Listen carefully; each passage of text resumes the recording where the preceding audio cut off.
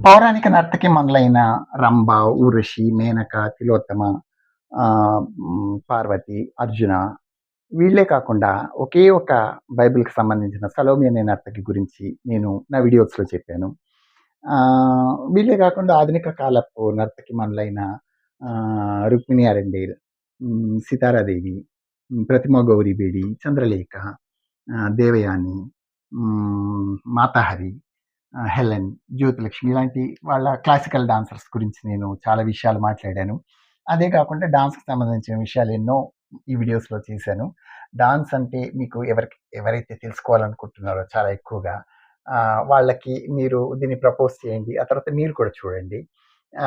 Dance విషయాలు చెప్పే ఉద్దేశ్యము తప్ప ఇంకా దీన్ని ఏదో ఎస్టాబ్లిష్ చేయటము అలాంటివి ఏవి కాదు.